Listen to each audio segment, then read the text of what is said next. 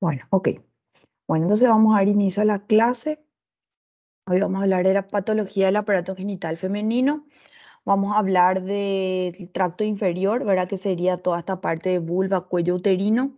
Después vamos a hablar de cuerpo uterino, ¿verdad? Las patologías que se observan a nivel del endometrio, del miometrio y también después de los anexos, ¿verdad? Que serían las patologías del ovario. Bueno. Entonces, para empezar a hablar de esta parte de la patología del aparato genital femenino, vamos a empezar a hablar de lo que es la vulva, ¿verdad? Y dentro de todas las patologías vulvares, vamos a ver que tenemos los dos grandes grupos de patologías, ¿verdad? Inflamatorias y patologías neoplásicas. Bueno, cuando hablamos de patologías inflamatorias o lesiones inflamatorias, tenemos estas dos grandes entidades, ¿verdad? Que son las más frecuentes que se observan a nivel de la vulva. Están los quistes de Bartolino y están la adenitis vestibular, ¿verdad? Que es justamente consisten en procesos inflamatorios. Los quistes por lo general son procesos inflamatorios agudos que se producen por obstrucción de los conductos, ¿verdad? De estas glándulas, que son las glándulas de Bartolino por infección, que en este caso el microorganismo que suele afectar a esta glándula es el gonococo, ¿verdad? La gonorrea. Entonces, ay, perdón. Entonces tenemos una infección por gonococo que va a producir un proceso inflamatorio a nivel de la glándula de Bartolino y va a producir obstrucción del conducto de salida de esta glándula y la consecuencia es una adenitis y formación de un absceso, ¿sí? Entonces, ese absceso es la infección material purulento que se va acumulando, secundario a esta inflamación aguda y lo que es lo que consecuentemente va a producir los quistes de Bartolino. Macroscópicamente, por lo general, son quistes vulvares que miden de 3 a 5 centímetros y a la microscopía se ve la pared quística que va a estar revestida, en este caso, por un epitelio que suele ser epitelio escamoso, ¿verdad? Las mismas glándulas sufren como una metaplasia de epitelio escamoso o también epitelio transicional. Entonces vemos la pared del quiste, el contenido necrótico purulento en el centro como contenido y ya por fuera, tapizando la pared, vemos este epitelio que puede ser un epitelio escamoso o un epitelio transicional. Bueno, por otro lado tenemos la adenitis vestibular. Cuando hablamos de adenitis vestibular también hablamos de un proceso inflamatorio, pero en este caso crónico, ¿verdad? Es crónico, es recurrente de las glándulas vestibulares. La etiología es desconocida y se produce un proceso inflamatorio secundario de la mucosa con ulceración superficial y es muy doloroso. Entonces, esto es lo que se ve, ¿verdad? A nivel vulvar. Vemos los labios menores aquí y vemos cómo abomba, ¿verdad? Esta lesión quística que por lo general mide hasta 5 centímetros y es lo que se observa en el contexto de, el quiste de Bartolino, ¿verdad? Aquí vemos las glándulas, ¿verdad? Y vemos el epitelio, en este caso, que suele ser escamoso o puede ser transicional, que recubre la pared del quiste, ¿verdad? Y el contenido, como dijimos, puede ser inclusive purulento muchas veces. Bueno, entonces eso en cuanto a patologías inflamatorias. Por otro lado, tenemos las distrofias vulvares. Cuando hablo de distrofia vulvar, cuando veo que hay cambios a nivel del epitelio. Sabemos que todo lo que es vulva, todo lo que es vagina, está recubierto por un epitelio plano, estratificado, no queratinizado, ¿verdad? Es mucosa. Bueno, y en la distrofia, ¿qué es lo que se ve? Se ve una leucoplasia. Una leucoplasia que es una mucosa que normalmente tiene que ser rosada, rojiza, se ve blanca, ¿sí? O sea, se ven como unas placas blancas. Entonces son placas blanquecinas opacas, por lo general son pruriginosas. La paciente refiere prurito a ese nivel y forman las llamadas leucoplasias. Leucoplasia, al fin y al cabo, es una placa blanquecina a nivel de la mucosa en este caso y que puede tener, consecuentemente, son dos tipos de patologías que están relacionadas a estas distrofias, ¿verdad? Estos cambios a nivel de la placa blanquecina, que pueden ser el líquen escleroso y el líquen simple crónico, ¿verdad? Que produce una hiperplasia escamosa. Entonces, estos son trastornos epiteliales que se suelen ver a nivel de la vulva, que son no neoplásicos, no están relacionados al cáncer, ¿verdad? Si bien vamos a ver, ¿verdad? Que son procesos crónicos en ellos, ¿verdad? En su mayoría, no hay una relación directa con el cáncer. Bueno, el líquen escleroso y atrófico. El líquen escleroso, a diferencia del simple crónico, va a tener una atrofia, ¿verdad? Del epitelio. O sea, el epitelio, vamos a ver el epitelio escamoso y vamos a ver que hay una disminución en la cantidad de capas de células escamosas. Este líquen escleroso y atrófico se observa asociado a un BIM, que es la neoplasia intraepitelial de vulva, y al carcinoma escamoso vulvar, ¿verdad? Entonces, este líquen está asociado, o sea, es una lesión preneoplásica propiamente, ¿verdad? Se asocia a esta neoplasia intraepitelial vulvar y también a carcinoma escamoso vulvar. El líquen simple crónico, vamos a ver que se debe a una irritación crónica, hay hiperplasia del epitelio a diferencia del atrófico, ¿verdad? Dijimos que el atrófico justamente tenía una disminución en la cantidad de capas, pero cuando hablo del simple crónico, hablo de una hiperplasia epitelial, de un engrosamiento del epitelio y tiene bajo riesgo de desarrollo de cáncer, ¿sí? A diferencia del esclerosis atrófico. Y tenemos lesiones mixtas donde podemos tener ambas lesiones. Bueno, así es como se ve la leucoplasia, la placa blanquecina que dijimos, que es pruriginosa a nivel de la vulva. Ven cómo cambia la coloración, ¿verdad? Una lesión blanquecina es como que llama la atención, ¿verdad? Es como que está aplanada inclusive la piel, ¿verdad? Y allá la histología es la que nos va a definir el tipo de líquen, ¿verdad? El tipo de leucoplasia. Si es un líquen escleroso y atrófico o si es un líquen simple plano, ¿sí? En este caso vemos como hay una atrofia de la epidermis, ¿verdad? Una atrofia del epitelio escamoso. Hay paraqueratinización. Esto es un líquen escleroso porque vamos a ver que hay esclerosis a nivel por debajo, ¿verdad? Debajo de lo que sería o sea, a nivel del corio por debajo de lo que sería el epitelio y es atrófico porque justamente ese epitelio es atrófico.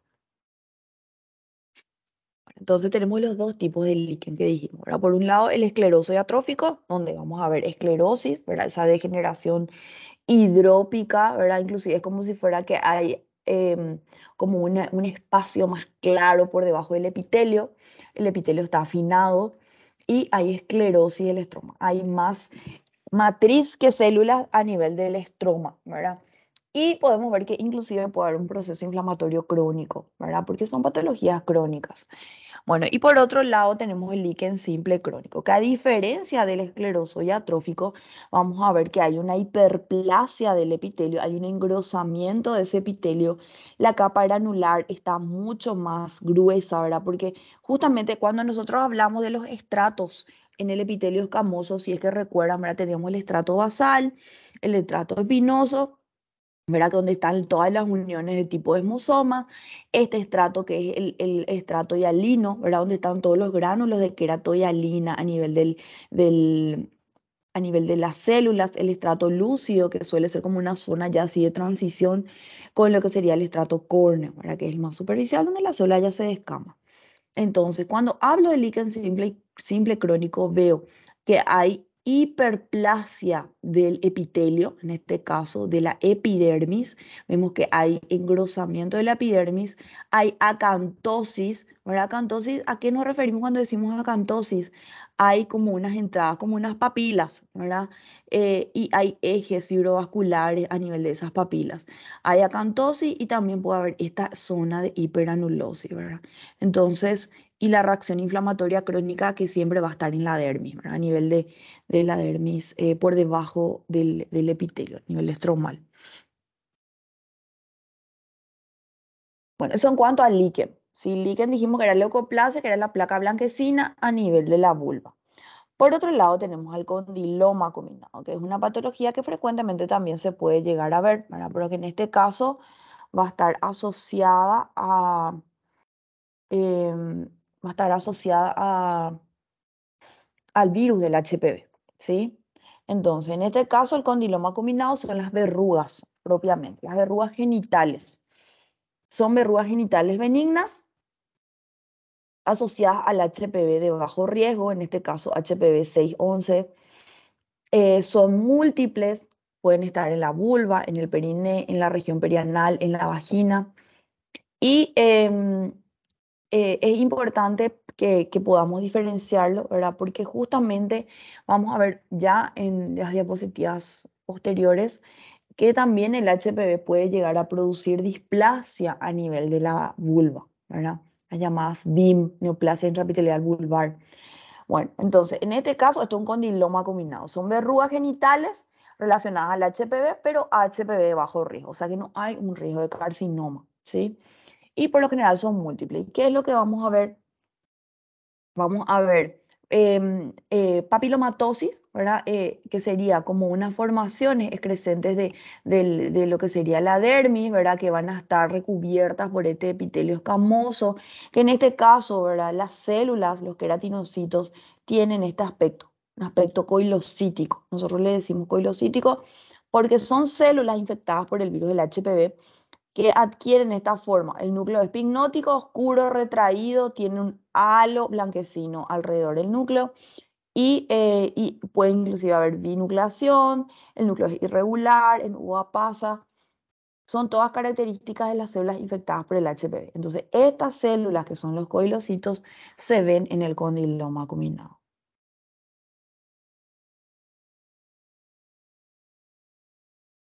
Bueno, el condiloma acuminado por lo general es una lesión sobrelevada que que puede afectar, como mismo, toda la zona del periné, de la vulva, ¿verdad? Como vemos acá, toda la zona del periné, la zona vulvar, ¿verdad? Y vamos a ver que pueden ser múltiples. Pueden ser solitarias a veces o múltiples, como vemos aquí.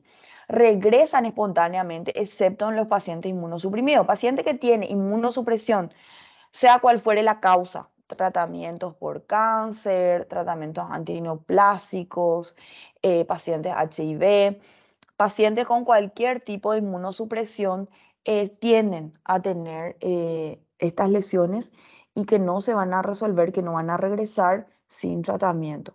No se considera una lesión precancerosa. Entonces, ¿qué es lo que vamos a ver? Vamos a ver un eje central, normalmente un estroma papilar que va a acompañar y va a producir, va a formar esas papilomatosis, que es exofítico, ramificado, revestido por un epitelio escamoso engrosado. Acá vemos el epitelio escamoso, ¿verdad? Que están todas las células con coilocitos, son coilocitos, ¿verdad? Que son una tipia coilocítica, ¿verdad? Son todas células que tienen el halo claro alrededor del núcleo. El núcleo arrugado en uva pasa, pignótico, algunas células inclusive parecen binucleadas, ¿sí? Entonces esto es característico de los coilocitos. Como dijimos, esta infección, o sea, esta lesión es producida por el HP de bajo riesgo, en este caso 6 y 11. ¿Sí? Entonces son estas las lesiones que observamos normalmente en el condiloma viral.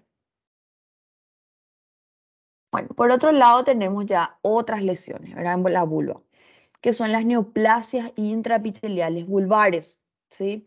El BIM, también llamado, ¿verdad? Aquí sí vamos a hablar también de infección por HPV, pero en este caso sí vamos a hablar de HPV de alto riesgo. O sea, acá hay un riesgo sobreagregado para el desarrollo del cáncer. Cuando yo hablo de neoplasia intraepitelial vulvar, estoy hablando ya de una displasia, ¿sí? Entonces, tenemos dos tipos de neoplasia intraepitelial vulvar, ¿verdad? Una que se ve en mujeres jóvenes, pacientes jóvenes en edad fértil, normalmente es la llamada BIN clásica, ¿sí? O bien diferenciada. Y está el otro, perdón, desdiferenciada, y está el o HPV relacionada, y está el otro que es el tipo que se ve en mujeres posmenopáusicas, que es un BIN diferenciado. En este caso, no hay asociación al virus del HPV. Entonces, solo cuando hablo de edad fértil estoy hablando, si es lesión vulvar, estoy hablando de HPV relacionado. Bueno, en mujeres jóvenes por lo general son lesiones múltiples. La progresión a carcinoma no es frecuente, ¿sí? No es que sí o sí ya va a evolucionar a un carcinoma. Ya vamos a ir viendo también que en el cuello uterino se da la misma situación, pero a diferencia de la vulva, vamos a ver que en el cuello uterino, dependiendo del tipo de displasia, sí ya realmente hay un riesgo sobreagregado alto a desarrollo de cáncer de cuello. Tenemos los carcinomas basaloides y verrucosos, ¿verdad? Así como hablamos cuando hablamos de cáncer de pene, si es que recuerdan, ¿verdad? Que teníamos las variantes, tenemos la variante basaloide, la variante verrucosa, que sí están relacionadas a HPV alto riesgo. Y teníamos las otras variantes, ¿verdad? Que eran las papilares, estaba la de tipo clásica, ¿verdad? El carcinoma escamoso usual, ¿verdad? Que no están relacionados al HPV.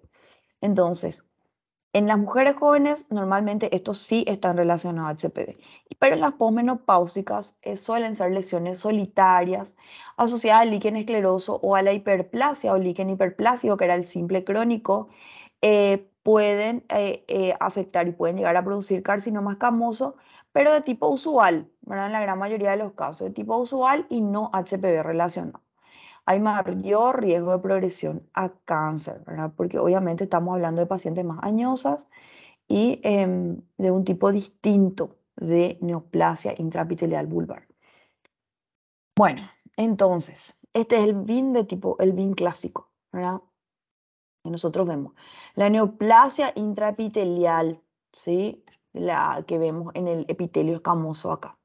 Entonces, esta es la clasificación de la extensión de la tipia celular. ¿Se acuerdan de la tipia coilocítica que veíamos? Bueno, y la displasia que se va sobreagregando. Entonces, aquí vemos atipia a nivel del tercio basal, 2/3 del grosor del epitelio escamoso o todo el grosor del epitelio escamoso. Si es que nosotros hablamos de 1/3, estamos hablando de bajo grado, ¿verdad? Que sería el BIN 1, ¿sí?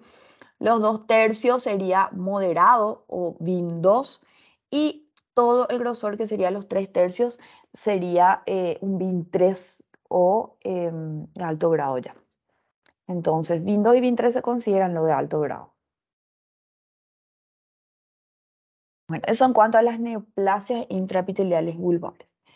Por otro lado, obviamente, como estamos diciendo, hay riesgo de cáncer, sí hay riesgo de cáncer. Y tener en cuenta esto, ¿verdad? El carcinoma de vulva es muy parecido al carcinoma de pene que estudiamos. Son lesiones que por lo general suelen ser en placas que progresan hacia tumores vegetantes, ulcerados o endofíticos. Pueden producir dolor, disconfort, prurito, exudación. El carcinoma escamoso pobremente diferenciado generalmente está relacionado con el virus del HPV.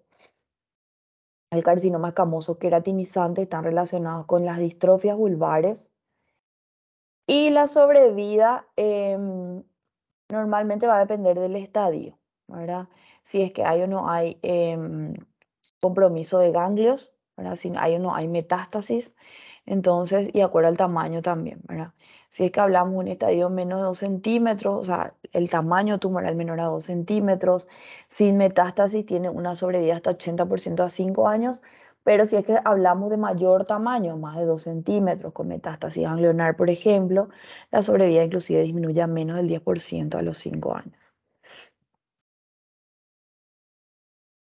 Bueno, y así es como se ve, ¿verdad? Es como una transición, ¿verdad? Así como en el esófago, por ejemplo, estudiamos lo que era metaplasia, displasia, carcinoma, ¿verdad?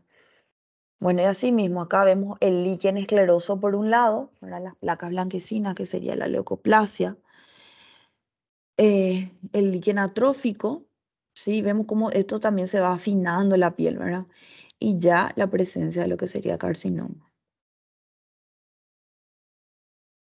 Bueno, y el tratamiento es la vulvectomía, ¿verdad? Hay una amputación vulvar que hay que realizar, obviamente, para poder estudiar y analizar, ¿verdad? Esta lesión. Entonces, el carcinoma escamoso infiltrante queratinizante se ve de esta forma, ¿verdad?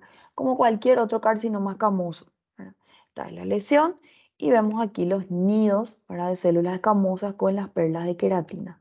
Entonces, todo esto es carcinoma escamoso infiltrante queratinizante. Este es un BIM clásico, ¿sí? Esto sería un BIM clásico. Vamos a ver neoplasia intraepitelial vulvar de tipo clásico. Y como dijimos, el BIM puede ser 1, 2 o 3, dependiendo de qué tanto el grosor del epitelio escamoso esté afectado. Hay engrosamiento de la epidermis, atipia nuclear, aumento de las mitosis. Ahora aquí vemos alguna mitosis que otra. Aquí vemos otra, aquí vemos otra. Entonces, aumento de mitosis, ausencia de maduración celular son las células basales las que van proliferando.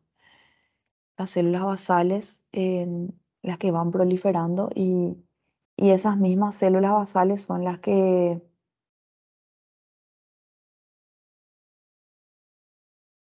Esas mismas células basales son las que producen esta neoplasia intraepitelial de vulva. Después tenemos una invasión estromal mínima, ¿verdad? Que es como que el puntapié para un cáncer invasivo, ¿verdad?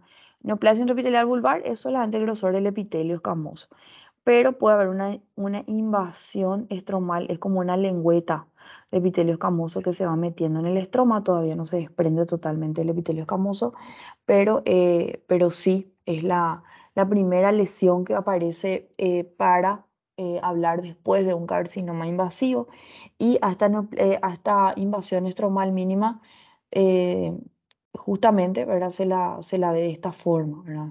Vamos a ver que hay una lengüeta de epitelio escamoso que se va metiendo en el estroma. Después tenemos el carcinoma verrucoso. El carcinoma verrucoso es esto, ¿verdad? O sea, es el mismo que el pene. Ahora vemos epitelio escamoso proliferando, infiltrante con perlas de queratina, pues sabemos que tiene papilomatosis, tiene ese aspecto de verruga, pero que en este caso sabemos que no está asociado al HPV. El condilomatoso es una cosa, verrucoso es otra cosa. El escamoso queratinizante, ahora aquí vemos las perlas de queratina, en este caso sería un moderadamente diferenciado. Bueno, este sería ya un carcinoma queratinizante infiltrante en la vulva, ¿verdad? Aquí vemos también las perlas de queratina, hay como una paraqueratinización, pero si es que vemos solamente en áreas, parece ser como pobremente diferenciado, pero aquí con esta perla de queratina podemos hablar un moderadamente diferenciado. Bueno, y en la vulva también tenemos esto, que es la enfermedad de Payet. La enfermedad de Payet es una entidad que se observa en la mama, ¿verdad? Se puede observar en una patología mamaria o una patología extramamaria. Ahora, en este caso, esta es la enfermedad de Payet extramamaria, donde se ve un área pruriginosa, roja, costrosa, geográfica. Habitualmente afecta a los labios mayores. Aquí ya vemos que afecta inclusive al periné, ¿verdad? Hay una proliferación intraepitelial definida de células malignas. Y así es como se ve, ¿verdad? Esta es la Payet extramamaria, como les dije, es la que se ve fuera de la mama, que se suele ver en la vulva y se caracteriza por nidos de células, ¿verdad? Puede ser primario o secundario. Primario a partir de células intraepiteliales, glandulares o células pluripotenciales de la epidermis, folículo sebáceo, o sea, folículos pilosos con las glándulas sebáceas o glándulas écrinas. Y se ven de esa forma, ¿verdad? Son células que van proliferando en forma de nidos o puede verse también por extensión directa de un adenocarcinoma in situ o invasivo. Y son todos nidos de células, ¿verdad? Con citoplasma claro, son células epiteliales glandulares que suelen ser paz positivas, o sea, el citoplasma suele tener mucina, ¿verdad? Alcian blue o positivo, que también es por el moco, pueden ser aislados en acúmulos de ubicación intraepitelial. Entonces así es como se ve la enfermedad de Payet. Suelen tener mal pronóstico si están asociados a un carcinoma invasor. Como dijimos, pueden estar asociados a un adenocarcinoma muchas veces, ¿verdad?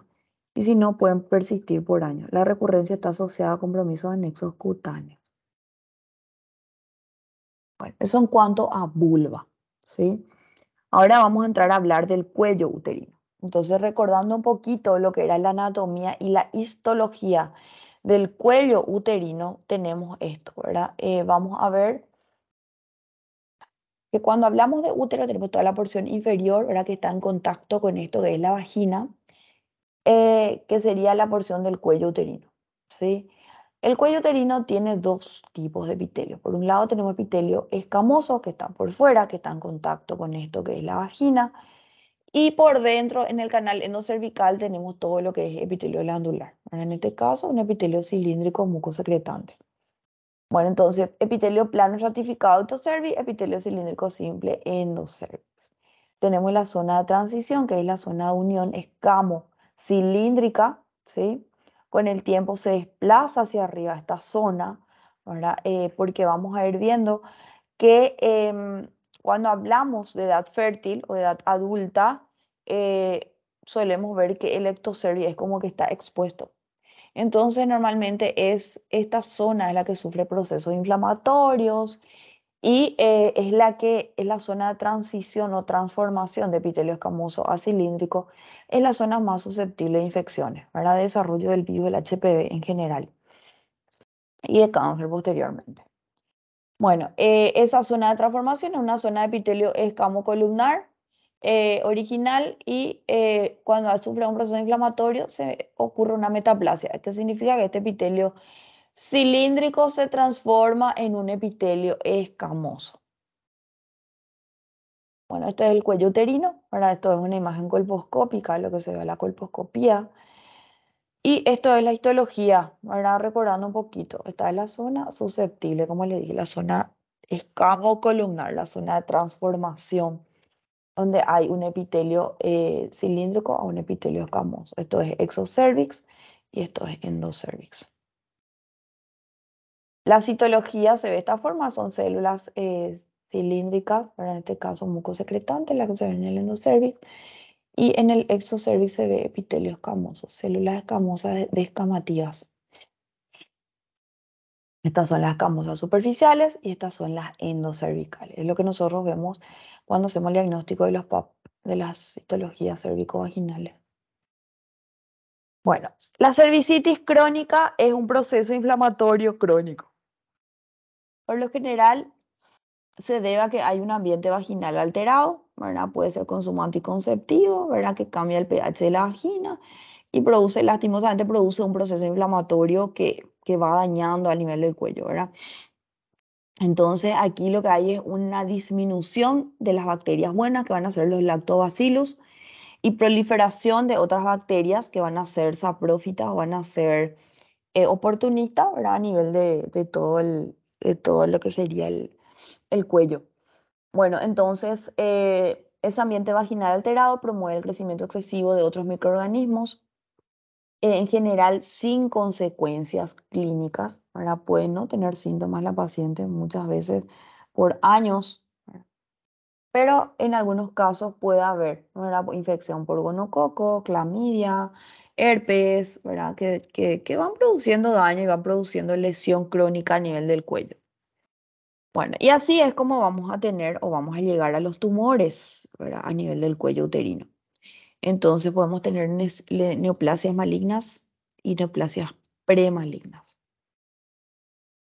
La lesión escamosa intraepitelial, ¿verdad? Que sería el IE, o también conocido por sus siglas como SIM, que sería la neoplasia intraepitelial cervical, y el carcinoma escamoso, que ya sería la consecuencia, ¿verdad? Del proceso crónico.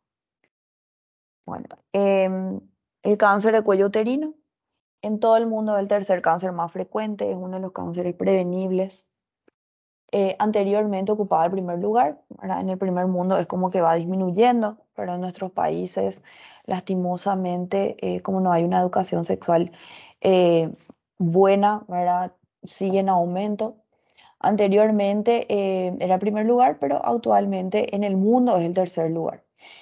Beneficios de detección precoz, la citología. Por eso siempre se le aconseja, ¿verdad? A las personas, o sea, a las mujeres, ¿verdad? En edad fértil, una vez que iniciaron las relaciones sexuales, que sí o sí se hagan una citología cérvico-vaginal una vez al año, ¿verdad? Porque es de esa forma en la que se puede hacer una detección precoz de las neoplasias intraepiteliales y de estas, ¿verdad? Y también del cáncer. Bueno, la lesión escamosa intraepitelial del cervix. Esta es la manifestación morfológica de la infección por el virus por HPV. Bueno, cuando hablamos de neoplasia intraepitelial cervical, tenemos siempre que tener presente el HPV. El HPV de alto riesgo, que es el factor más importante para el desarrollo del cáncer. Las infecciones genitales por HPV son extremadamente frecuentes. La mayoría son asintomáticas y no causan alteraciones tisulares. La mayoría pueden ser transitorias, ¿verdad? Y el 50% de las infecciones son eliminadas en 8 meses y el 90% en 2 años.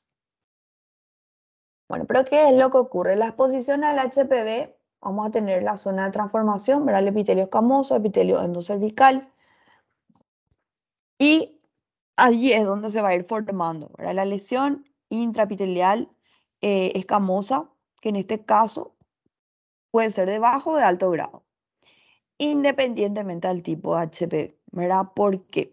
Porque una lesión escamosa intraepitelial de alto grado puede iniciar como una de bajo grado, ¿sí? Y evolucionar hacia el alto grado. Entonces, el HPV bajo riesgo, que sería la que normalmente es producida, ¿verdad? La que produce la lesión escamosa intraepitelial de bajo riesgo, que suele ser HPV 6, 11, 41, 44, es raro que evolucione a un carcinoma invasor. Pero cuando hablamos de HP alto riesgo, ¿verdad? Porque normalmente cuando la paciente contrae la infección, contrae no solamente HPV bajo riesgo, es como un cóctel de HPV que suele contraer, ¿verdad? Entonces, puede también contraer el HP alto riesgo, 16, 18, 31, 33, 35. Y si a eso se le suma a esa infección, ¿verdad? Que obviamente pasa como asintomática por años hasta que después empieza a producir al tumor, ¿verdad?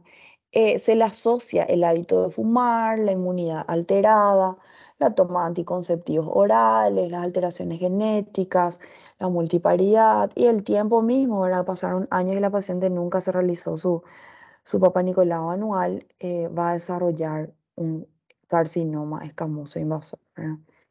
Y no solamente un carcinoma escamoso invasor a nivel del cuello, también puede desarrollar a nivel de la vagina, de la vulva. En el varón, ya vimos, ¿verdad? El cáncer de pene, el cáncer, carcinoma de ano, justamente a través del sexo oral también las amígdalas, la orofaringe, ¿verdad? Que son todos sitios de donde el HPV, por decirlo así, infecta y empieza a producir daño a nivel epitelial. Bueno, eso en cuanto al epitelio escamoso. Por otro lado, tenemos también el epitelio endocervical, porque no solamente el HPV puede producir cáncer de cuello o cáncer escamoso a nivel de todos estos sitios, también puede llegar a producir adenocarcinoma. Es más raro, pero también, ¿verdad? En este caso vamos a tener lesiones glandulares intraepiteliales o adenocarcinomas in situ, donde vamos a ver que siempre suele entrar a actuar el HPV de alto riesgo, ¿verdad? Y forma el adenocarcinoma invasor. Bueno, ¿qué es lo que hace el HPV? Infectan células basales inmaduras del epitelio escamoso en áreas de pérdida epitelial, ¿verdad? En áreas donde hay inflamación. Las células escamosas metaplásicas inmaduras presentes en la unión escamocolumnar, lo que produce un cuello susceptible y menor incidencia en vulva y en pene, más en el cuello uterino. Bueno, y así tenemos la lesión escamosa intraepitelial o SIL, ¿verdad? Que puede ser de bajo riesgo o bajo grado y de alto grado. Dijimos que la de bajo grado, que son las 6, las 11, ¿verdad? Suelen producir condilomas o neoplasia intraepitelial cervical con displasia de tipo 1 con displasia leve, ¿verdad? O sea, un sin 1. Y los de alto grado que son sí, ya, ¿verdad? Riesgo sobreagregado al cáncer, que sería el sin 2 con displasia moderada, sin 3 carcinoma in situ, displasia severa. Entonces, este es el espectro de lesiones que se puede ver dentro del cuello uterino, todas ellas asociadas al HPV. Bueno, el día de bajo grado, que sería el LSIL. Aquí lo que vamos a ver es un elevado nivel de replicación vírica que hay. Las células basales están infectadas, pero hay muchos coleocitos. Bueno, hay alteración leve en crecimiento de células, no progresan directamente a un cáncer, pero sí un pequeño porcentaje puede desarrollar una lesión de alto grado. Entonces, son todas las células basales las que suelen estar infectadas, pero la maduración celular es la que se ve afectada, ¿verdad? Y es así como reconocemos a estas células, que son todos queratinocitos con replicación viral, en este caso, por el virus del HPV, ¿verdad? Que forman los coilocitos. Aquí vemos también una lesión, acá vemos una displasia leve, ¿verdad? Vemos cómo hay desorganización epitelial a nivel basal, un tercio del epitelio tiene displasia leve, hay aumento del tamaño del núcleo, hay hipercromasia, ¿verdad? Que sería el núcleo oscuro, cromatina gruesa, variación en forma y tamaño del núcleo, con halos citoplasmáticos, atipia coilocítica, los núcleos están alterados con halos, ¿verdad? O sea, esto es lo que se ve típicamente en una lesión de bajo grado. Aquí vemos, ¿verdad? Vemos atipia, vemos displasia a nivel basal y todas las células superficiales, ¿verdad? Que tienen esos cambios coilocíticos. Aquí vemos HSIL, lesión de alto grado, ¿verdad? Cuando hablamos de lesión de alto grado, vamos a ver que esa displasia ya no es solamente basal, sino que puede abarcar los 2/3 o inclusive todo el grosor del epitelio, ¿verdad? Puede ser un sin 2 o un sin 3. Y así es como se ve colposcópicamente el cuello uterino, ¿verdad? No es todavía tumoral, pero sí se le hace la prueba Schiller y demás, y se ve como unas áreas acetoblancas. Y después tenemos ya el sin 2, sin 3, ¿verdad? Que son todas lesiones de alto grado. En este caso, las lesiones de alto grado, vamos a ver que hay una falta de la regulación progresiva del ciclo celular, hay proliferación del epitelio, con reducción y detención de la maduración epitelial y hay menor tasa de replicación vírica que el LC. Entonces, en este caso, vemos que el grosor del epitelio, que sería em, o sea, un epitelio escamoso con una displasia severa o alto grado, donde vamos a ver que hay afectación completa al grosor del epitelio. Bueno, y esta es ya la transición, ¿verdad? O sea, es muy fina, muy sutil la diferencia entre un SIN3 y un carcinoma in situ, ¿verdad? Normalmente nosotros informamos como SIN3 y un carcinoma in situ, que es la neoplasia intraepitelial de alto grado ya propiamente. Todavía no hay infiltración, pero sí hay una afectación completa del grosor del epitelio. Acá vemos, ¿verdad? Vemos un SIN3, lesión de alto grado. Hay como una zona de transición, ¿verdad? Entre lo que sería epitelio vaginal aparentemente y epitelio ya cervical. Y aquí tenemos una lesión de alto grado, pero un sin 2.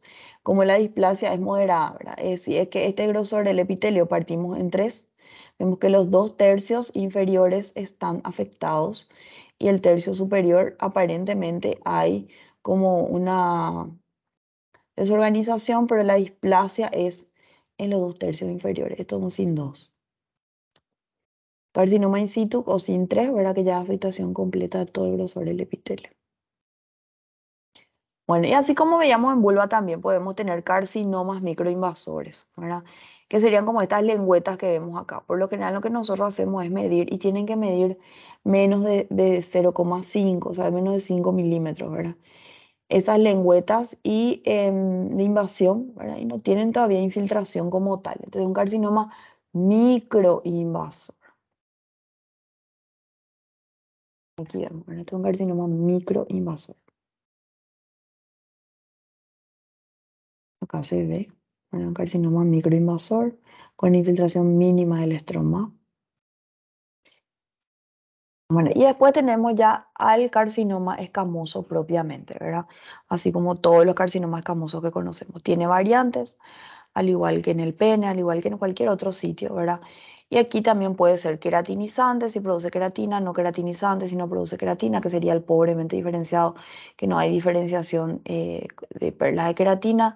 Tenemos el verrucoso, ¿verdad? Que tiene un aspecto como verruciforme, el condilomatoso, que sí tiene una amplia zona de donde se ve el coilocito, infección por el HPV. El papilar, que puede tener un aspecto transicional, y el linfopitelioma light carcinoma, que es una entidad más rara. Bueno, y así es como se ve el carcinoma invasor. ¿Qué es lo que vemos acá? Vemos una lesión en cuello, ¿verdad? Que amplia, que abarca prácticamente todo lo que es labio anterior y labio posterior, todos los cuadrantes del cuello, ¿verdad? Aquí vemos inclusive otra lesión, este es un útero, aparentemente que la lesión infiltra ampliamente esto que podría ser parte de la pared de la vejiga. Aquí vemos otra lesión, aquí vemos otra lesión. Son todos tumores malignos de cuello uterino. Bueno, y tiene forma, ¿verdad? En algunos casos, inclusive el carcinoma puede infiltrar el endocervix para ir y extenderse inclusive hacia el endometrio. Aparentemente es pequeño a la colposcopía, pero una vez abierta la pieza quirúrgica se ve como hay una amplia infiltración. Y aquí vemos, ¿verdad? El carcinoma que afecta a todo el cuello uterino. En la gran mayoría, estos cánceres de cuello son carcinomas escamosos, pueden ser queratinizantes, la gran mayoría, pero también podemos tener lesiones glandulares, ¿verdad? Que sería, dijimos que cuando hablamos del HPV, dijimos que hablamos de lesiones escamosas y de lesiones glandulares, ¿verdad? En este caso afecta al endocervix. Y mucho ojo porque también son HPV relacionados y suelen ser displasias glandulares. Entonces, el canal endocervical también es susceptible de desarrollo de cáncer muchas veces, ¿sí? Y vamos a ir viendo que las células afectadas por lo general son las células basales. Entonces, toda la zona del epitelio territorio glandular, esto sería ya ectocervix, esto es endocervix. Acá vemos cómo van proliferando. Entonces, las lesiones que preceden, son adenocarcinoma. Bueno, lesiones que presentan al adenocarcinoma endocervical es la displasia la más frecuente, ¿verdad? Podemos tener atipia glandular como una entidad aparte, ¿verdad? Pero la displasia, acuérdense, es como el colon, ¿verdad? Cuando hablamos de los adenomas de colon. En los adenomas en general hay displasia glandular. Entonces, por eso son llamados pólipos neoplásicos, ¿verdad? Porque son los que después van a evolucionar a un adenocarcinoma. Y lo mismo pasa acá. Tenemos al inicio atipia, después tenemos displasia y después tenemos adenocarcinoma. Bueno, y es así, ¿verdad? Es el espectro de lesiones que se suelen ver en el contexto de las glándulas y en este caso todas ellas relacionadas al HPV. Al inicio puede haber atipia, después displasia y después adenocarcinoma in situ. El adenocarcinoma in situ del endocervix, por lo general, se caracteriza por eso. ¿Qué es lo que vemos acá? Vemos una atipia y un desorden del epitelio, ¿verdad? Aquí vemos como todas las glándulas, el epitelio glandular tiene mucosecreción marcada, ¿verdad? Los núcleos están todos en la base, pero aquí vemos cómo está totalmente desregulado, hay displasia, hay desorganización y vemos esto es lo que se suele ver, ¿verdad? Cuando hablamos de un adenocarcinoma ya de endocervix. Bueno, y tiene variantes, ¿verdad? Aquí vemos como toda, hay atipia, hay displasia y ya hay infiltración muchas veces. Mayor aumento, como se observa súper bien la displasia, la desorganización, ¿sí? Y cuando hay infiltración, ya es otra historia. Ya hablamos de adenocarcinoma infiltrante. Pero todo esto es adenocarcinoma in situ, con una displasia severa. Esto es adenocarcinoma in situ. Vemos como hay atipia, hay displasia severa. Aquí también vemos inclusive que hay muchas mitosis, que en este caso son más superficiales. Esto sería el adenocarcinoma in situ endocervical. Y por otro lado tenemos el invasor, que sería el infiltrante. En el caso del infiltrante tenemos el adenocarcinoma de tipo mucinoso, el endometrioide, el de células claras, de desviación mínima, villo glandular seroso y mesonéfrico. Estas son todas variantes de adenocarcinoma endocervical. Bueno, y aquí vemos el tumor. En este caso, esto es un adenocarcinoma, se originó a partir del endocervix. Esto es lo que se ve, verá la zona o sea, las variantes de adenocarcinoma. En este caso puede ser adenocarcinoma mucosecretante, ¿verdad? Son como una célula, como cuando tenemos el endometrio secretor, como las teclas de piano, ¿verdad? En este caso todas las células son mucosecretantes. Este es de tipo endometrioide, es como el endometrio. El de células claras, donde el citoplasma es amplio, claro. Y aquí vemos también, ¿verdad? Vemos todo esto es adenocarcinoma. Esto es mucosecretante. Y aquí vemos también ya la transformación. Adenocarcinoma mucosecretante. Hay atipia, hay mitosis. Son lesiones, pueden ser papilares muchas veces. ¿Sí? Aquí vemos el aspecto papilar, ¿verdad? De este tumor. Todo esto es adenocarcinoma. En este caso parece de tipo endometrioide. Y aquí también mucosecretante. Bueno, y existen otros tumores epiteliales, también son adenocarcinomas. El de tipo Glassy-cell, que ya vamos a ver que es como en vidrio esmerilado, se le dice a la célula, ¿verdad? Está el adenoide basal, el adenoide quístico, que son variantes de tumores, de adenocarcinomas de cuello. En este caso, este es el de Glasicell, que dijimos, son como virus esmerilados. Es como que dejan pasar la luz, inclusive los núcleos, ¿verdad? Son muy claros. Esto es de tipo Glasicell, está el de tipo adenoide quístico o mucoepidermoide, y pueden también tener variantes de tipo neuroendocrino. Cuando hablamos de neuroendocrino sabemos que tenemos células, ¿verdad? Que suelen tener escaso citoplasma, pero los núcleos son los que llaman la atención, ¿verdad? Son núcleos de alto grado que normalmente tienen cromatina fina y gruesa en sal y pimienta y tienen ese patrón de crecimiento insular o glandular. Entonces, esto todo es adenocarcinoma, pero en este tipo, en esta zona, vemos que tiene como ese aspecto más como trabecular y se le realiza eh, tinciones de inmunohistoquímica, ¿verdad? Que normalmente son positivas para la sinaptofisina, la cromogranina, ¿verdad? Que son todos gránulos de secreción de las células neuroendocrinas. Bueno, y en algunos casos, ¿verdad? Nosotros no podemos diferenciar si era un adenocarcinoma o era un carcinoma escamoso. O sea, es un carcinoma porque las células tienen cohesividad, pero es indiferenciado. No tiene ni diferenciación escamosa ni diferenciación glandular. Y en esos casos, nosotros informamos como carcinoma indiferenciado. Bueno, los estadios clínicos. Esto es muy importante, ¿verdad? ¿Por qué? Porque justamente va a determinar el pronóstico de los pacientes, o sea, de las pacientes. Pueden ser estadio 0, ¿verdad? Cuando es in situ, 1 circunscripto al cuello, o 2, 3, 4, dependiendo, ¿verdad? Si es que se extiende al útero, a los anexos, a la pelvis, o si es que ya está más allá de lo que sería la cavidad pélvica, ¿verdad? Si van a abdomen o inclusive a tórax, ya sería un estadio más avanzado. Aquí justamente, estos son. Estadio 0 sería el carcinoma in situ, el estadio 1 es el tumor confinado al cuello que tiene raíces subvariantes, ¿verdad? El 1A, que sería carcinoma preclínico diagnosticado solo por microscopía, o sea, un hallazgo casual muchas veces de las pacientes que se hacen su Papa Nicolau y sus biopsias de las lesiones eh, que salen, o sea, de los PAP que salen positivos. El 1A1, entonces ahí puede haber una infiltración mínima del estroma, menos de 3 milímetros de profundidad y no más de 7 milímetros de extensión.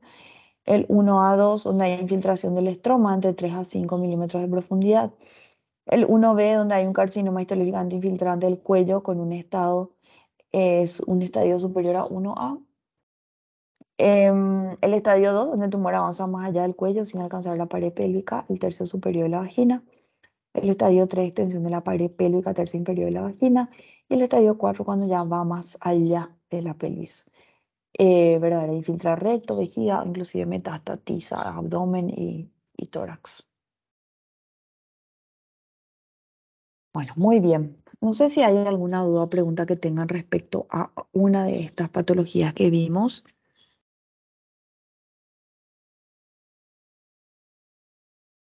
Prof, Sí.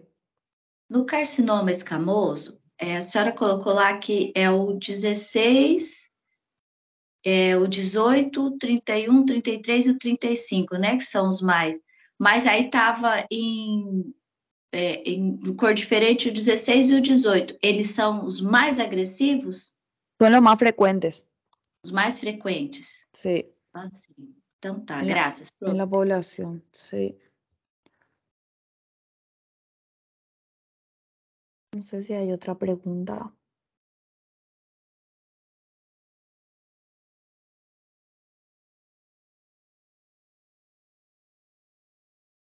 ¿no? Bueno, entonces les quiero hablar ahora de patología del cuerpo uterino. Y después en la tarde les voy a hablar, porque no les voy a marear tanto, porque es bastante larga la clase hoy. En la tarde les voy a hablar de patología del ovario. ¿Ok? Bueno, entonces vamos a hablar ahora de patología del cuerpo uterino. Y para empezar a hablar también del cuerpo uterino, que sería ya la zona de arriba del cuello, ¿verdad? Podemos tener lesiones endometriales, podemos tener lesiones a nivel del miometrio y lesiones a nivel del perimetrio, ¿sí? Bueno, el pólipo endometrial es una lesión que se suele ver frecuente a nivel del endometrio, ¿verdad? Una lesión exofítica, polipoide, como se ve acá en el fondo del útero, que aflora a nivel del endometrio, ¿sí? Y se ve, como está aquí, ¿verdad? Se ven luces glandulares que por lo general tienen un eje que suele ser fibrovascular y tiene muchas arteriolas, muchos vasos de paredes gruesas. Bueno, estos pólipos endometriales tienen crecimientos excesivos benignos localizados en la mucosa del endometrio. Se suele ver en mujeres perimenopáusicas, en mujeres en edad fértil también puede haber, ¿verdad? Son desconocidos antes de la menarca. Y hay focos endometriales hipersensibles a estimulación estrogénica o que no responden a estimulación progesterónica. Es una de las causas de sangrado irregular en la mujer y raramente se maligniza. Bueno, así es como se ven, pueden ser de gran tamaño, como vemos acá, ¿verdad? Abarca prácticamente todo el endometrio. Aquí vemos, ¿verdad? Esto es un pólipo endometrial, aquí vemos otro de fácil desprendimiento de lo que sería la cavidad endometrial. Aquí vemos, ¿verdad? Esto es histológicamente como se ve, son luces glandulares, dilatadas, todas benignas, epitelio benigno, pero que tienen también esto, que serían vasos de paredes gruesas. Así es como se ve, ¿verdad? Son todas luces dilatadas, algunas quísticas, sí, el estroma fibrovascular, acá vemos, ¿verdad? Y estos vasos de paredes gruesas que siempre acompañan a esta proliferación glandular. Todos estos son vasos sanguíneos de paredes gruesas, arteriolas sobre todo. Bueno, eso en cuanto a pólipo endometrial. También podemos tener las endometritis, ¿verdad? Que sería el proceso inflamatorio dentro, suelen ser crónicas la gran mayoría, ¿verdad? Dentro de la cavidad endometrial. En este caso suelen verse de esta forma, ¿verdad? Pueden estar asociados a los dispositivos intrauterinos, ¿verdad? Que se utilizan como métodos anticonceptivos. El DIU famoso, ¿verdad? Que se pone Mirena y demás, que se ponen las pacientes. Em, Suelen producir un proceso crónico a nivel del útero y se caracteriza por esto. ¿Qué es lo que vemos? Vemos las luces glandulares afectadas, ¿verdad? Con abundante material, en este caso inflamatorio, puede ser inclusive purulento muchas veces, y la presencia de estas células a nivel de todo el endometrio, estroma endometrial cargado de células plasmáticas. Entonces, esto es lo que hace las plasmáticas son las que hacen el diagnóstico definitorio de una endometritis crónica.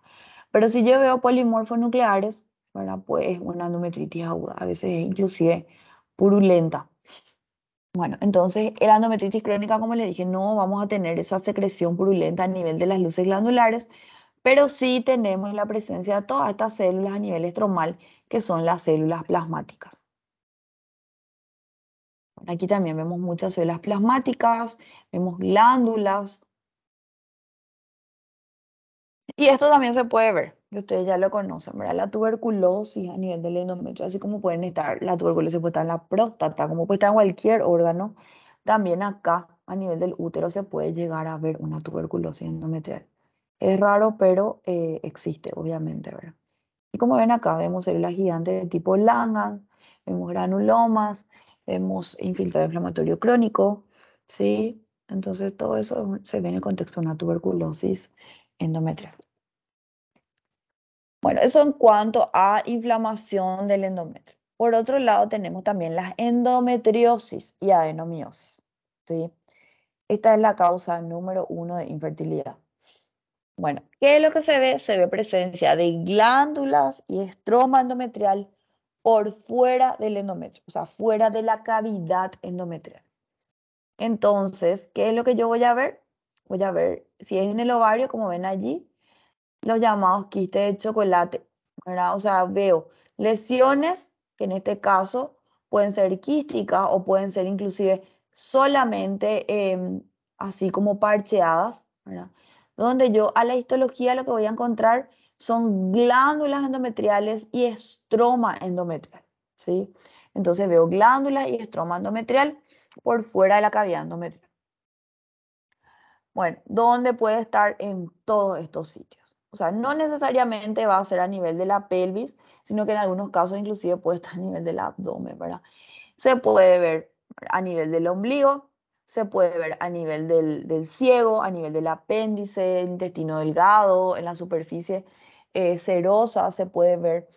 en la trompa de falopio, el uretre, en cualquier sitio, ¿sí?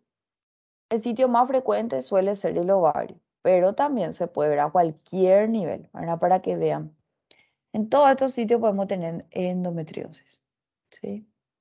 La superficie de la vejiga, en la pared del útero también, ¿verdad? En el miometrio. Bueno, y la causa más frecuente es la menstruación retrógrada, ¿verdad? La menstruación retrógrada que puede producir una metaplasia celómica por un desarrollo in situ, diseminación hematógena, diseminación linfática, endometrio, teoría de células madre progenitoras extrauterinas, ¿verdad? O las mismas relaciones sexuales durante la menstruación igual pueden llegar a producir una menstruación retrógrada y una endometriosis a nivel de cualquier sitio. Y así es como se ve. O sea, normalmente se entra por videolaparoscopía a hacer una exploración, ¿verdad? Y se ven así. En la superficie de diferentes órganos, puede ser el intestino, en la superficie de la vejiga, en la superficie, esto, por ejemplo, este es el quiste de chocolate que les dije que es un quiste que se suele ver aquí a nivel de la trompa, ¿verdad? Que tiene contenido sanguíneo lleno, ¿verdad? Vemos la superficie del útero, la serosa uterina, vemos aquí en la superficie del apéndice, puede verse en la superficie del intestino. Son todos tejidos endometriales que sufren el mismo ciclo del endometrio. O sea, cuando el endometrio se descama durante la menstruación, también estas lesiones se descaman y sangran. Y es allí donde suelen producir dolor y suelen producir complicaciones muchas veces. Bueno, y este es el quiste que les dije, ¿verdad? El quiste ovario, esta es una endometriosis ovárica que se ve de esta forma, ¿verdad? Nosotros vemos en la pared del quiste, vemos tejido ovárico y en el contenido vemos material sanguíneo. Esto es miometrio, ¿sí? Músculo liso miometrial. Ustedes saben que el endometrio solamente recubre la cavidad endometrial. Pero ¿qué pasa cuando ese endometrio se mete? Es un endometrio benigno, pero se mete dentro del músculo. Produce todas estas zonas, esto es adenomiosis, ¿sí? Como ven aquí en la superficie de la vejiga, por ejemplo, se puede ver endometriosis. Y en la histología, ¿qué es lo que vamos a ver? Vamos a ver tejido endometrial, que son glándulas y estroma endometrial, en el sitio donde no tiene que estar, o sea, en cualquier sitio que no sea endometrio. En este caso, por ejemplo, podemos ver en el miometrio. Y si está en el miometrio, esa endometriosis se denomina adenomiosis. Entonces, la adenomiosis es tejido endometrial, estroma y glándulas metidos a nivel del miometrio. Bueno, podemos tener también a nivel del colon, esto es una endometriosis colónica, esto es a nivel del ovario, ¿verdad? Es un quiste. Es un quiste que va sufriendo los mismos cambios. Acá vemos macrófago espumoso con pigmento mucidérico, sangrado, esto es todo estroma endometrial. Acá vemos los macrófagos espumosos. Ahora, como le dije, se va descamando. El mismo endometrio que se descama en el útero se descama en otros sitios, ¿saben dónde está? Y en este caso sería dentro del ciclo menstrual. Bueno, eso en cuanto a endometriosis y adenomiosis. Bueno, por otro lado tenemos también el endometrio puede sufrir hiperplasias. Hiperplasia sabemos que es el aumento en la celularidad, aumento en la cantidad de células de las glándulas. En este caso es un grupo heterogéneo de proliferaciones anormales, algunas de las cuales son precursoras de carcinoma endometrio. Vamos a ver que es una respuesta proliferativa a la estimulación estrogénica sin oposición por anovulación o un aumento de la producción de estrógeno, ¿sí? Entonces, ¿qué es lo que hay? Hay un aumento en el grosor del epitelio, en este caso endometrial, por estimulación estrogénica que puede ser exógena o endógena, ¿verdad? Y no hay una oposición por anovulación, o sea, no es que la paciente no ovula y hay una disminución en su grosor, sino que igual sigue la producción de estrógeno, igual sigue aumentando el grosor del endometrio. Bueno, entonces, ¿qué es lo que tenemos? Tenemos proliferación de glándulas de forma y tamaño irregular, con un aumento de la relación glándula-estroma. El proceso es difuso, pero no necesariamente envuelve a todo el endometrio. y las glándulas representan más del 50% de la superficie. Bueno, y podemos tener dos tipos de hiperplasia, con atipia y sin atipia. ¿Sí? Sin atipia citológica, que vamos a ver que menos del 2% va a progresar a un cáncer. Y si es que hablamos de atipia, sí hay un 23% de hiperplasia con atipia que van a progresar a cáncer. Bueno, ¿y qué es lo que promueve la hiperplasia del endometrio? La menopausia, la enfermedad poliquística del ovario, el SOP, ¿verdad? Que es el síndrome de Stein-Leventhal, los tumores ováricos funcionantes de células granulosas, la administración prolongada de estrógenos, de los anticonceptivos, ¿verdad? Todo eso promueve la hiperplasia. El factor clave en el desarrollo de la hiperplasia endometrial y los cánceres relacionados es la inactivación del gen supresor de tumor, que es el PTEN. El PTEN entonces es clave en este caso para el desarrollo de una hiperplasia endometrial. El gen PTEN va a producir una detención del ciclo celular y la apoptosis, así como la inhibición de la motilidad celular. Pero ¿qué pasa si este gen está mutado? Vamos a ver que va a haber progresión en el ciclo celular, disminución de la apoptosis.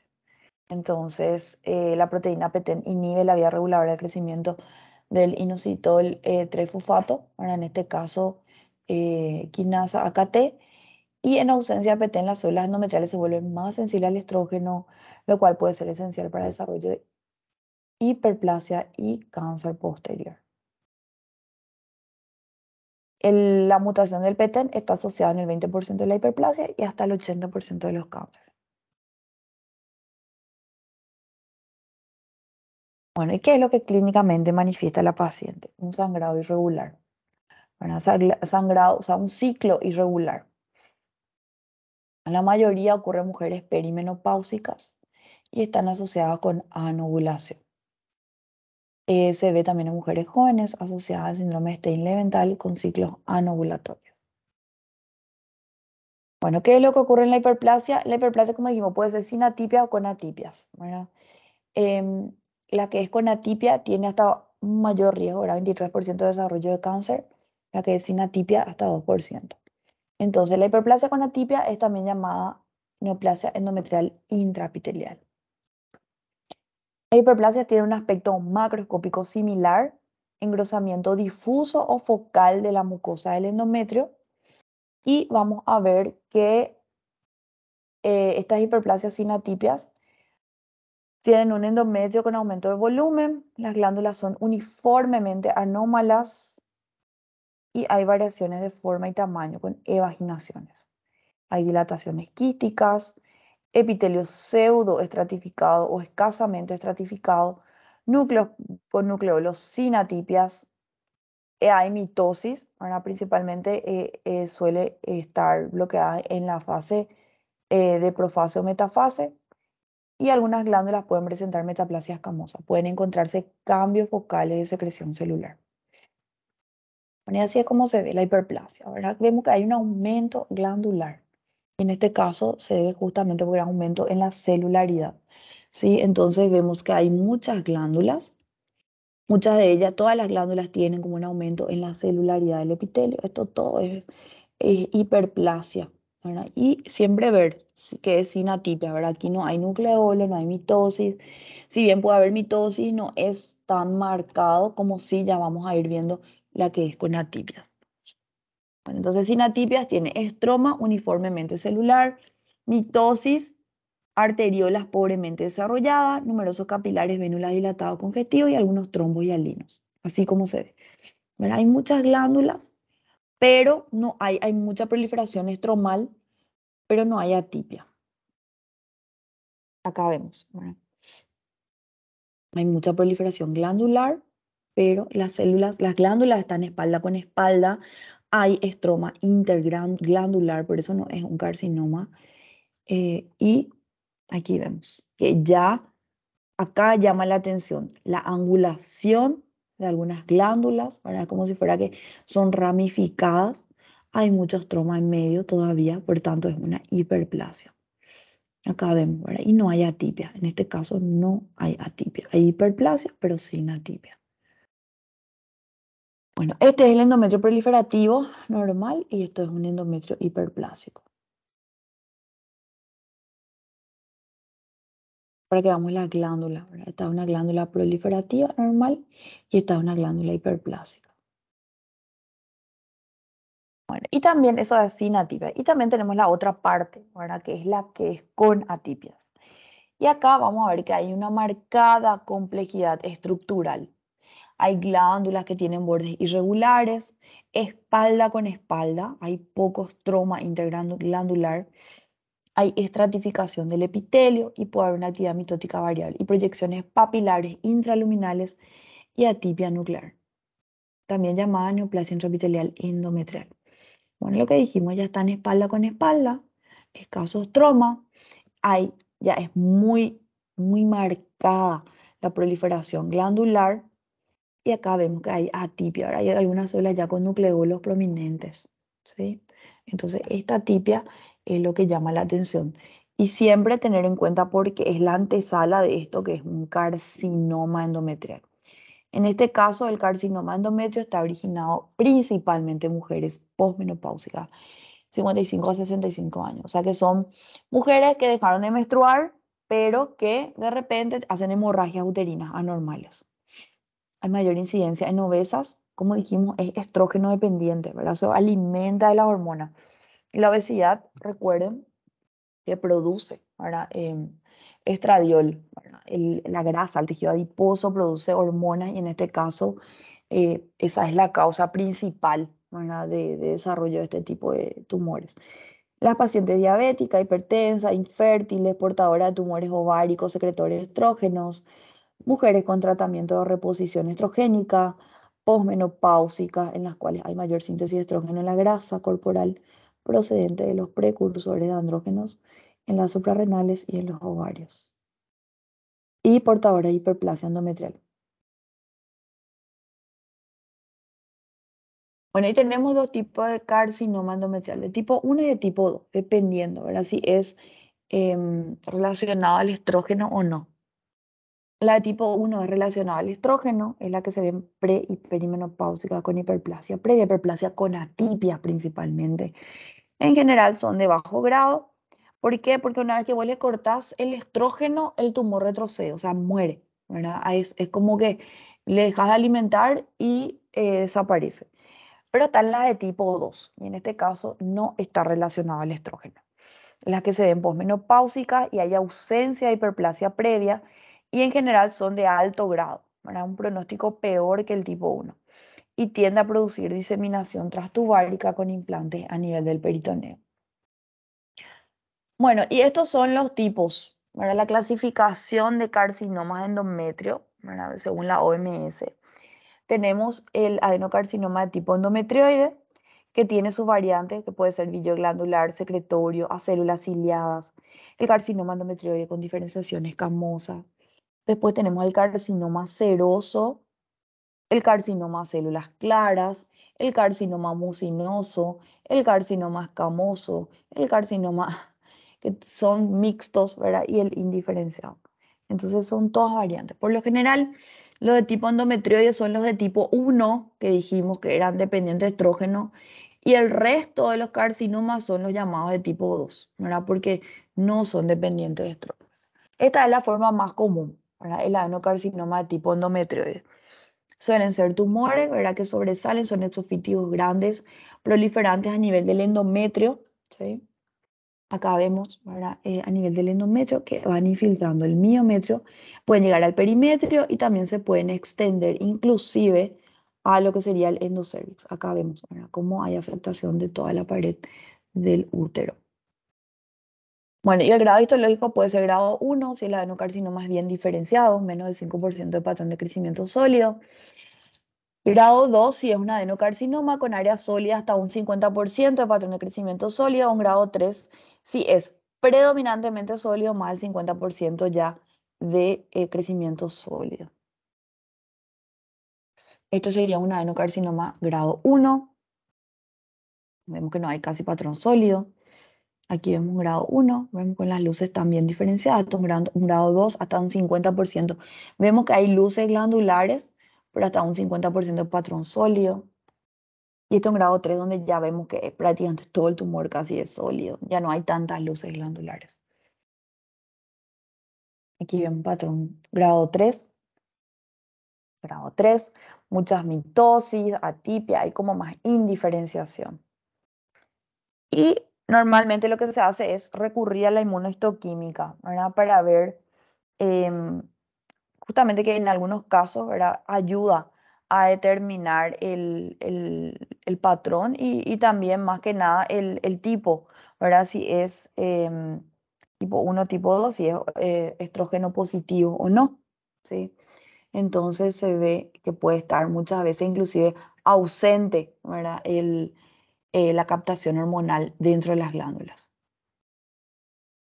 Estas son variantes, ¿verdad? De carcinoma, ya no endometrioides, sino que los otros tipos, ¿verdad? En este caso podemos tener carcinoma de los camosos. El endometrioide secretor, ¿verdad? Que vamos a ver que tiene un patrón secretor hasta de la célula, ¿verdad? Vamos a tener mucosecreción. Y dependiendo, tiene como hasta como el día 16 a 20 del ciclo del endometrio, que sabemos que el endometrio tiene su fase proliferativa, secretora y menstrual, ¿verdad? Descamativa, que en ese caso, ¿verdad? Es muy parecido al estadio secretor. Y usualmente son de grado 1 porque son bien diferenciados. Tienen un patrón glandular como el endometrioide y células con glucógeno, que es como se ve acá. Entonces, este es el adenocarcinoma, el tipo endometrioide secretor. Después está el villo nodular, que tiende a ser de bajo grado y mínimamente invasivo. Son papilas tapizadas por epitelio columnar, estratificado de estroma muy delicado. Y en el citoplasma hay mucina. Más del 50% de la población tumoral debe ser PAP positiva para clasificarlo como villo nodular. Entonces es como papilar mucosecretante, ¿sí? Y se le hace la coloración de Paz y vemos que las células marcan, ¿verdad? O sea, aquí vemos, ¿verdad? Que hay secreción. Esta es la coloración de Paz. Hay secreción de estas glándulas. Y como vemos, el citoplasma es secretor. Bueno, el seroso ya sale de la entidad de los endometrioides, ¿verdad? Aquí ya entramos al tipo 2 que no está relacionado al estrógeno. Aquí vamos a ver que estos tumores suelen ser más agresivos, a diferencia de los endometrioides. Tienen una arquitectura papilar compleja, se asemeja al carcinoma seroso ovario, que ya vamos a verlo en la tarde. Las papilas tienen un estroma fibroso, se observan cuerpos de samoma, que son calcificaciones concéntricas en un tercio de los casos. Tiene un patrón papilar, pero vamos a ver a mayor aumento el núcleo, ¿verdad? Puede tener cuerpo de samoma, células desprendidas, ¿sí? Esto es un adenocarcinoma de tipo seroso. El de tipo células claras es semejante al mesonefroma y tiene también patrones sólido, tubular, papilar o quístico y suelen ser de más alto grado, suelen ser más agresivos. Hay atipia nuclear marcada, algunas células multinucleadas, nucleolo prominente y actividad mitótica alta. Y como bien su nombre lo dice, son células claras, ¿verdad? Es muy parecido al carcinoma renal de células claras, si recuerdan cómo se veía, ¿verdad? Pero en este caso vemos en el endometrio. Bueno, y la estadificación de los carcinomas de endometrio pueden ser estadio 1 si es solamente cuerpo uterino, estadio 2 si afecta ya al cuello, ¿verdad? Estadio 3 si es que va por fuera del útero, pero no fuera de la pelvis, o sea, dentro de la pelvis. Y estadio 4 cuando ya hay por fuera de la pelvis, afectación de vejiga, recto o inclusive otros órganos. Bueno, eso en cuanto a patología endometrial. Por otro lado, tenemos también el estroma del endometrio. Cuando hablamos de estroma, hablamos de todo lo que es tejido conjuntivo, mesenquimático y demás. Y ahí tenemos los sarcomas, ahora si hablamos de tumores malignos. Los sarcomas del estroma endometrial de bajo grado y están los de alto grado. En general, estos de bajo grado son tumores mesenquimales compuestos por células similares al estroma endometrial en fase proliferativa con invasión miometrial o vascular. Y esto es lo que se ve. Se ve un tumor, en este caso parece nodular, amarillento, verdoso, a nivel del estroma. En este caso parece músculo, pero es el estroma endometrial. Acá también vemos que inclusive es como más destructivo.